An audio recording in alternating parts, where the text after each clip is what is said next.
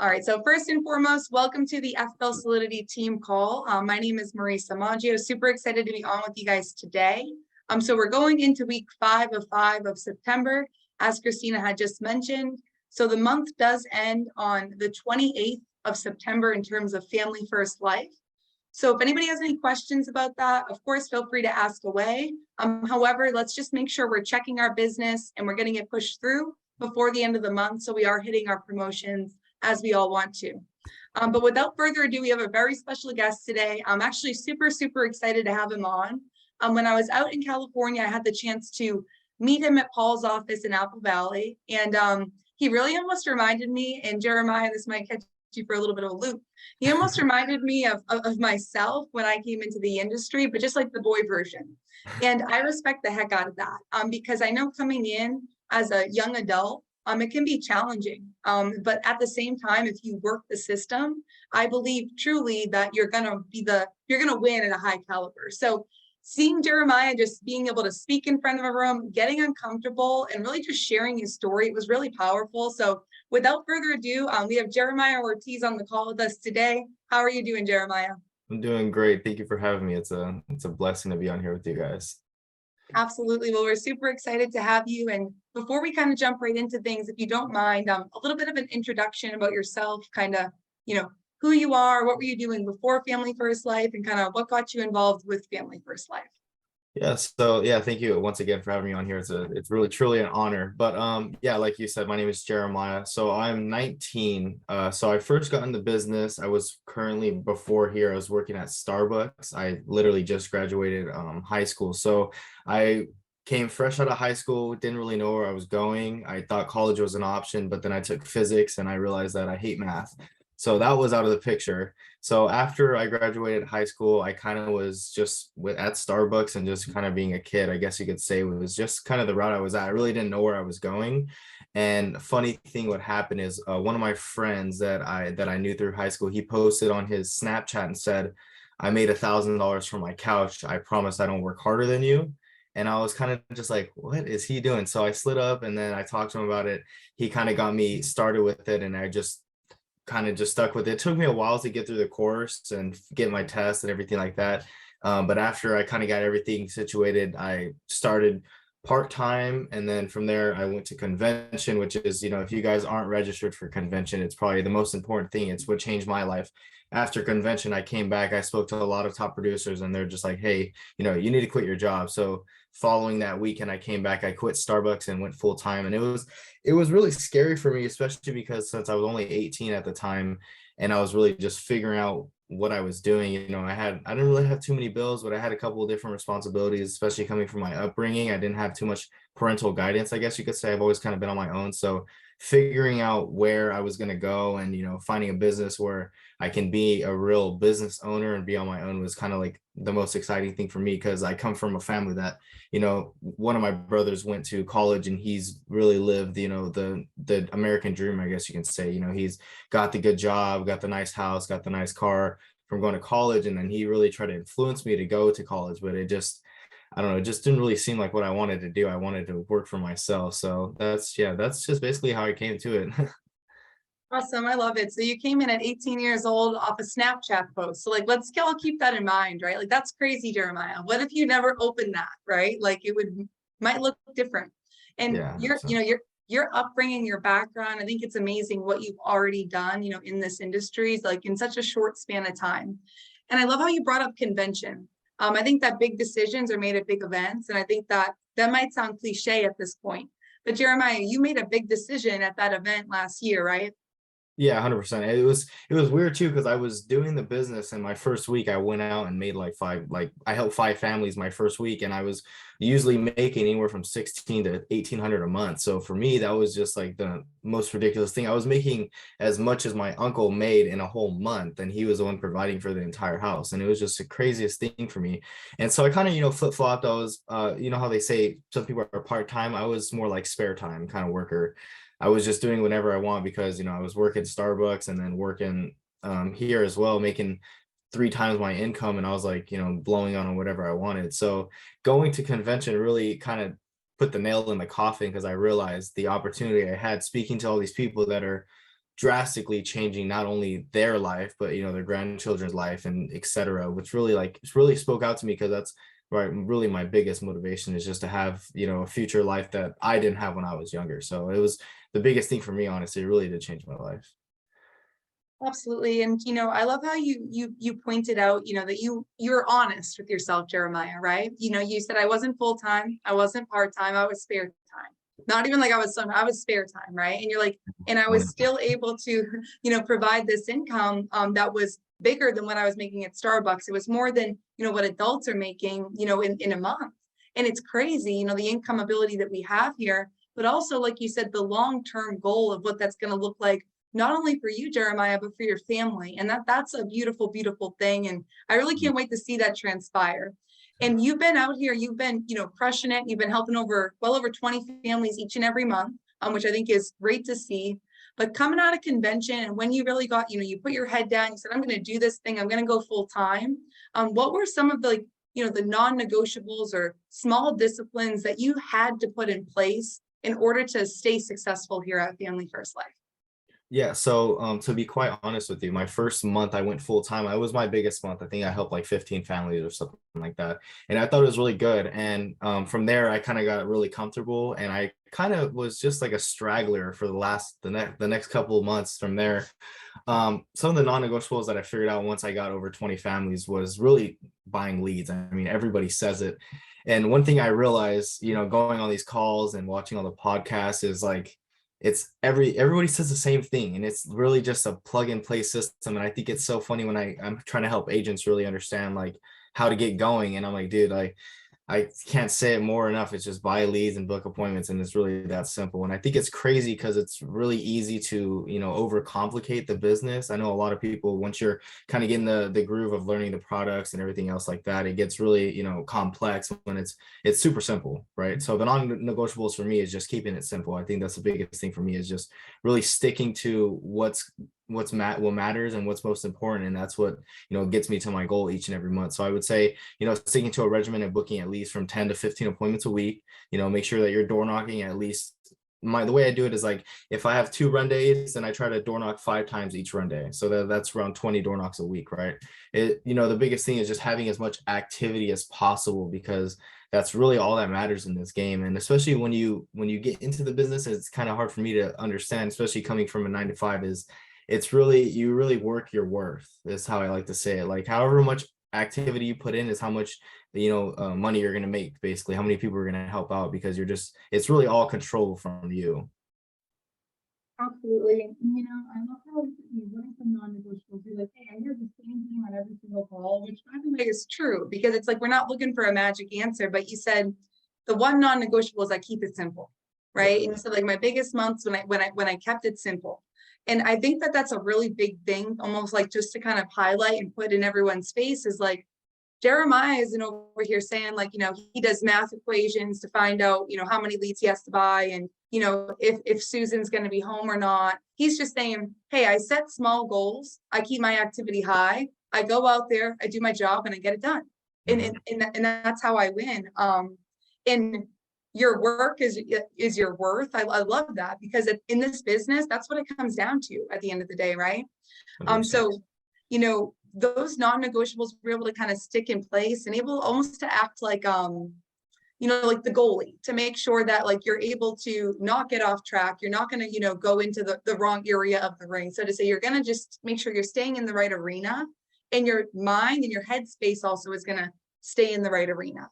And I know being, again, I came into the industry, I was 19, you were 18, but your mindset, is a big deal, right? I know for me, like my, friends, when I personally was, 18 years old, weren't necessarily, like we weren't all the most like noble 18-year-olds, we were 18, right? We were living our life, if you will.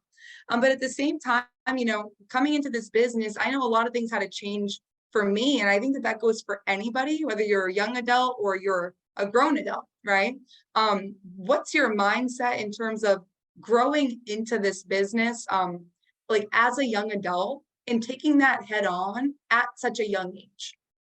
Yeah, this is probably my favorite topic to talk about because all my friends are my age, right? And I constantly try to instill like, a work ethic, a drive to, become better. And I think the biggest challenge when you're young is, social media, in my opinion, is looking at everybody else's story, looking at what people are doing. It's very hard to compare yourself and like, hey, I'm sitting here dialing in an office for 12 hours and my friends are doing this and doing that and doing this. That's probably one of the biggest things that my friends struggle with. And what I realized is just having that delayed gratification is the only thing that's going to matter. The things you're doing now at such a young age aren't going to matter in 4 to 5 years when that person's still doing the same thing and they're still working at Amazon for 12 hours a day, working for $14 an hour. You know what I mean?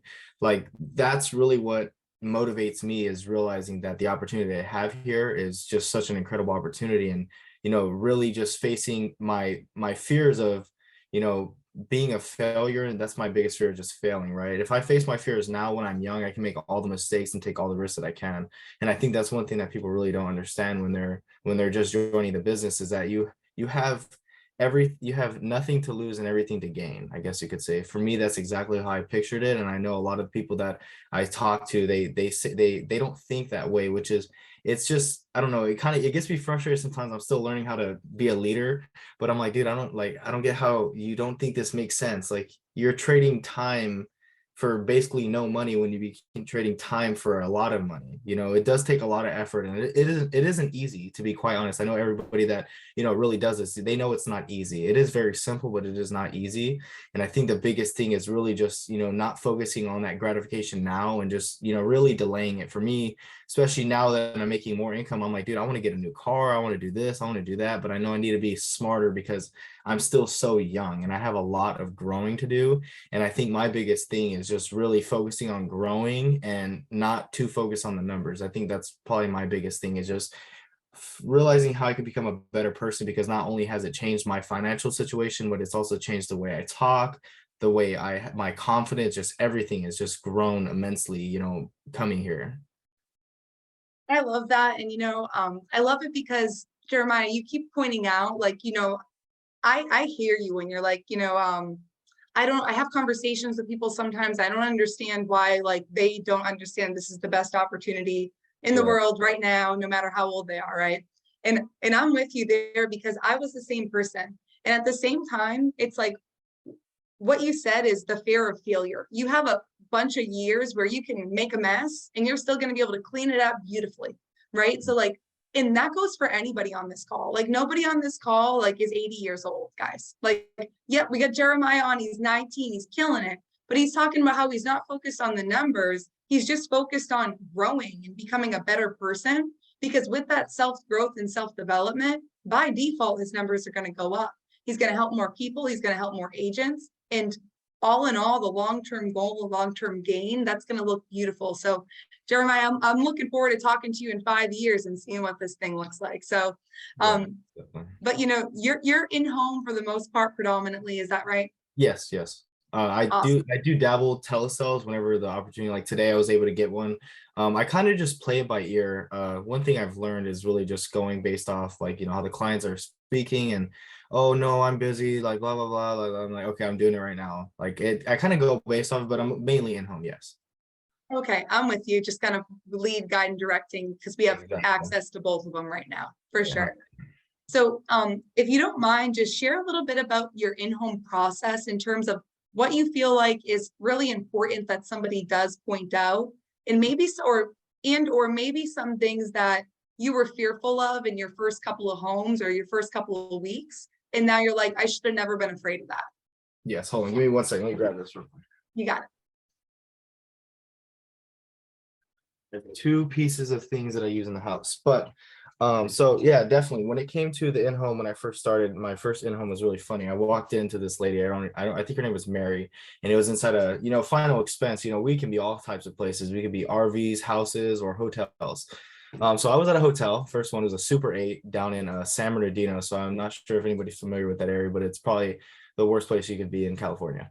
So when it comes to where I was at, I got in the house, I did everything, followed the script, and then she was like, you know what, honey, you're gonna be really good at this, but I'm not gonna buy. And I was like, all right, great. and then I left, right? So a lot of things that I change is probably the biggest thing is like, honestly, I really plug in. I mean, I know when you guys were at the office, you can probably realize how many questions I ask. I think that's the biggest thing that I think Paul says this. He's like, the quality of your questions is the quality of life. And I think that's the biggest thing ever, because I ask a ton of questions. No matter if I know the answer, I want someone else's different perspective on it. And so when it came to the InHome, I watched a lot of videos. I asked a lot of questions. Now, when it comes to the most important things, there's two most important things for me. I have my license here laminated, and then I also have our carrier worksheet. Now, these two things are probably so important because when I first started, I didn't really bring out my license too much. And so when I started bringing it out before, I would probably get, it was a 50, whenever I get to the bank account information, it was like a 50-50 chance if I'm gonna get it, because I just wasn't there. I was like, I don't know if I'm gonna get it, or if I'm gonna get it. But as soon as I took out my license and I started making that an apparent thing in my my in-home, it was like a guarantee. It's like weird if somebody doesn't give me their bank, because it just makes no sense. I showed you my license, right? So some of the basic tips I could give is probably just keeping it really simple. Like I said, like I'm just very direct, and I don't like to sugarcoat anything. And I start off my most appointments, I'm like, hey, Marisa, I'm gonna make this really quick and easy for you. So it's kind of like that mentality when I'm more busy than you, right? If I sit down, I'm like, all right, let's make this quick, right? Your most final expense people, they in an hour, they don't want to sit there for 3 hours. They're thinking about smoking their next cigarettes. It's just how it is, right? They're not there to be all day. And so one of the things I do, I sit down, I'm like, hey, let's make this quick and easy for you, right? Sit down, I address, I'm like, hey, this is my license. You can see here, I'm licensed through the state of California. I do this. So I kind of make it really important, like, this is what I'm doing. I'm licensed through the state of California to help you out here today.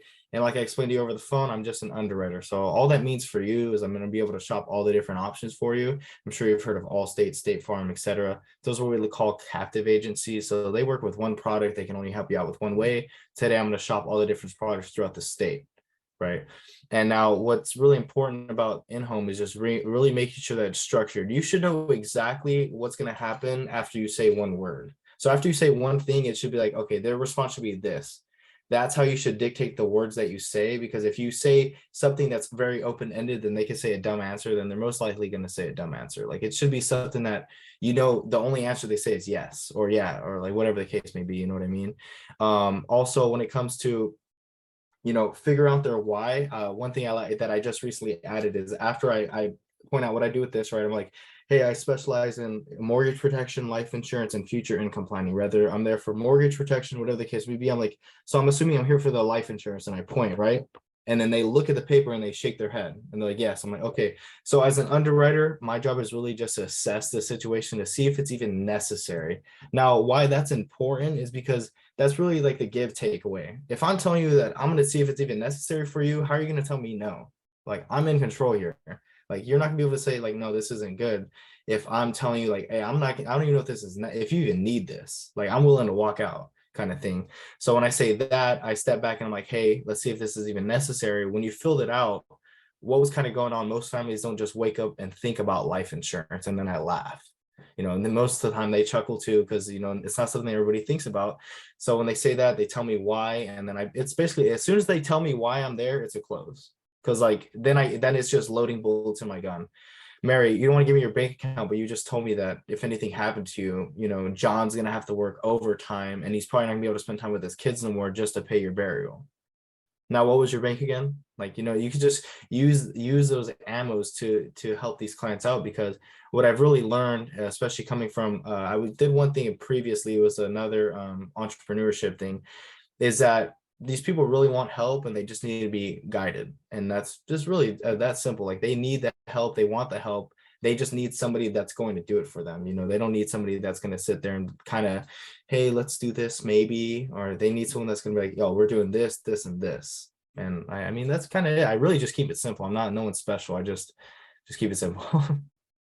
I love that. And, in terms of your license, I think that that's a big deal. Actually, Christina and I, maybe just a couple months back, we were just talking, somehow the license thing came up.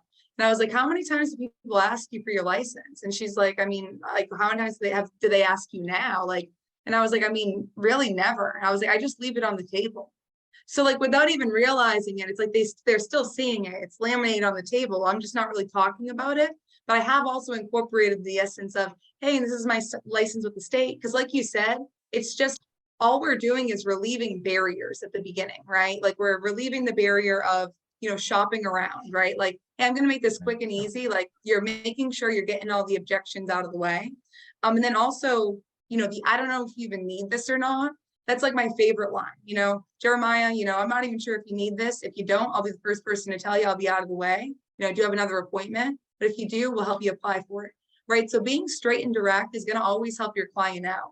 And what I realized too, Jeremiah, is there's days till now that I'll leave a house and I'll say, you know what, I could have done better in there.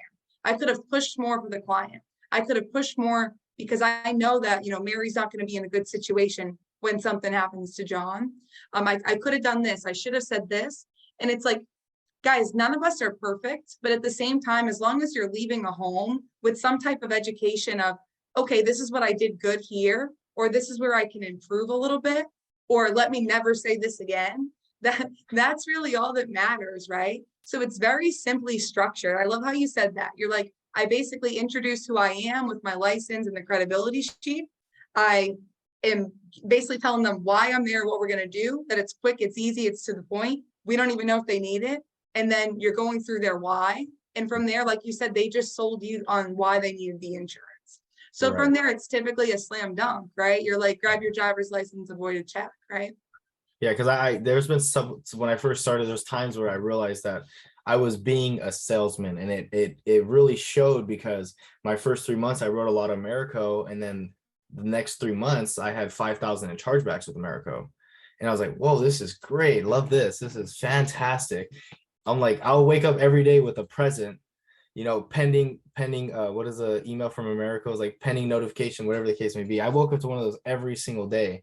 And I realized as soon as I really stopped caring about what they get or how they get it or me forcing to get it is when everything changed. Like now, like my close ratio and the people that are saying the book is way higher. Like I would say that my close ratio is probably like 90%. Like if I sit with somebody and I don't close them, it's like really awkward. Like I feel like I need to take a shower. It's just weird.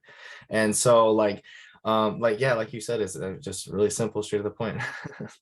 Love it. And the more seamless you can make it, like the better. And do you have clients sometimes at the end, Jeremiah? They're like, wow, that was a lot easier than I thought. Oh yeah, 100%. Well, because a lot of these clients, they're playing Candy Crush and they're confused what they filled out. And then, they hear talks about life insurance and stuff like that. People tell them it's $400 a month and they're just really confused. Especially with a lot of clients that I sit with, they have something, they don't even know what it is. And, one thing that I really love doing is really educating them to the point where they're speechless and they have nothing to say except that they think they're an underwriter now because they know all the ins and outs of their policies, right? So I think that's one of my biggest things, really just to explain everything to them, even if it's not in like deep description, but just like so they have a good understanding of what they have, so that they're not calling it cancel because they don't need to. They already have it answered. Absolutely. And I'm happy that you brought that up about, the salesman kind of hat, so to say, versus the, I'm just there to help the client out hat, right? Those are two completely different hats. And what I will say is sometimes, on certain days when we're newer, there might be a day you take the salesman hat off, but you put it back on without even realizing you did, just because your mind isn't right. And the essence of also like chargebacks, right? Chargebacks are real. So thank you for bringing that up, Jeremiah. But as long as you keep working, you're going to outright the chargebacks by default. Like, so, but in terms of just keeping it simple, it's like you're going in there. And like you said, the educational piece is key. And from like my best, my clients who have the highest AP are typically the clients that I sat there, I went through their policies with them, I explained them, I didn't bash the policies, I simply just said, this is this, this is this, making sure they understand it, and educating them on why that is or isn't the best fit for them, but helping them walk themselves there so that they also feel like, okay, not only did I just learn what this is, but now I fully understand it.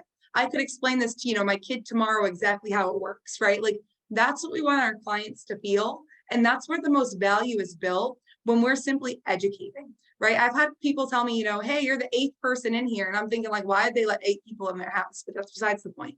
And they're like, but you really just took the time to, educate me on why, ABC, right? And they really just respect that. So if you're ever in a home and you're like, I don't know if I should really be like, take time to go over this, you absolutely, definitely should be taking the time to go over the policy that they already have in place longer than you should be taking to pitch them on the new insurance. If you don't know what they have and they don't know what they have, you both can't tell them what they need, right? So that's huge too, and just the educational piece in general. And then two last questions for you, Jeremiah. So you already kind of hit on this quite a bit, but this is just going to be a very basic question. Like, why do you do this? Like, why here at Family First Life? I mean, it's for me, it's really big because like the way I grew up, like honestly, I didn't really have too much of a family life. Like, my mom didn't really work. She kind of just like was at home doing whatever.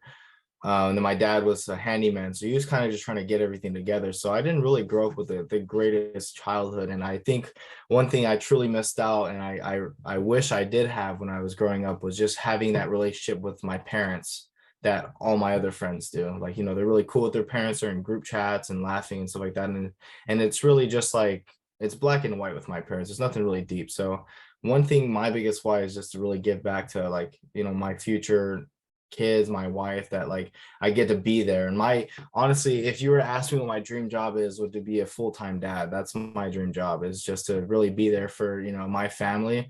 And that's why I want to sacrifice now, so that I can be in my kid's life. And that's probably like my biggest why. I love that. And you take it from a place that, essentially in your heart where you're thinking about you, but how can I make this so for me, it's still going to be better in the future, but it's just going to be played out different. I'm going to be playing a different part, right?